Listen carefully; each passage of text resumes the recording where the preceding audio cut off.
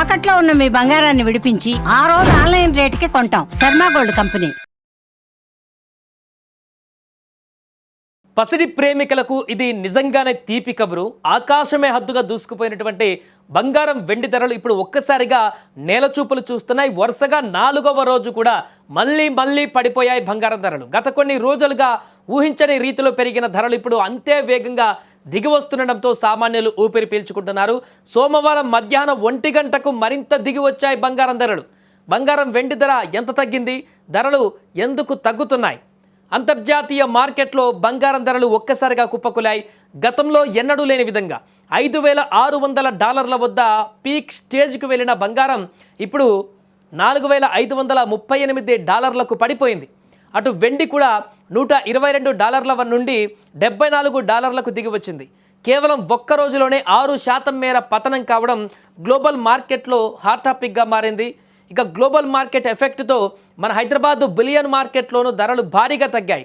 గతంలో 10 గ్రాముల బంగారం ధర 1.80 లక్షల రూపాయల వరకు వెళ్ళగా ప్రస్తుతం అది 1.48 లక్షల వరకు వచ్చేసింది. అంటే తులం బంగారం పైన దాదాపు 30,000 రూపాయల వరకు తగ్గుదల కనిపించింది ఇక్కడ. సో బంగారం కంటే వెండి ధరల్లోనే భారీ వ్యత్యాసం కనిపిస్తుంది. ఎందుకంటే ఇక్కడ లక్షలలో తేడా కనిపిస్తుంది.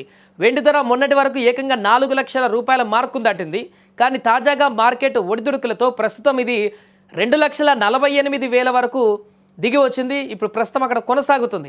వెండి కొనుగోలు చేయాలనుకునేటువంటి వారికి ఇది ఒక గొప్ప అవకాశం అని కూడా నిపుణులు చెబుతున్నారు. ధరలు ఈ స్థాయిలో తగ్గడానికి ప్రధానంగా 3 కారణాలు కనిపిస్తున్నాయి.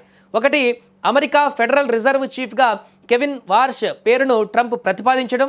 2, డాలర్ విలువ ఇతర కరెన్సీతో పోలిస్తే బలపడడం. ఇక 3వది, భారీ లాభాలు రావడంతో ఇన్వెస్టర్లు గోల్డ్ అమ్మకాలకు మొగ్గు చూపడం. ఈ పరిణామాలన్నీ కూడా ధరలను కిందికి లాగేస్తున్నాయి. మరొక వైపు భౌగోళిక రాజకీయ పరిస్థితులు కూడా మార్కెట్ను శాసిస్తున్నాయి. ఇరాన్తో డీల్ ఉంటుందంటూ అమెరికా అధ్యక్షుడు డొనాల్డ్ ట్రంప్ ఇచ్చినటువంటి సంకేతాలతో ప్రపంచ దేశాల మధ్య ఉద్రిక్తతలు తగ్గుతున్నాయన్న ఆశలు చిగురించాయి. యుద్ధ మేఘాలు తొలగితే బంగారం ధరలు మరింత తగ్గేటువంటి అవకాశం ఉందన్న విశ్లేషణలు కూడా ఇప్పుడు వినపడుతున్నాయి. మొత్తానికి పెళ్లిళ్ల సీజన్ మొదలవుతున్న తరుణంలో పసిడి ధరలు తగ్గడం సామాన్యులకు పెద్ద ఊరట.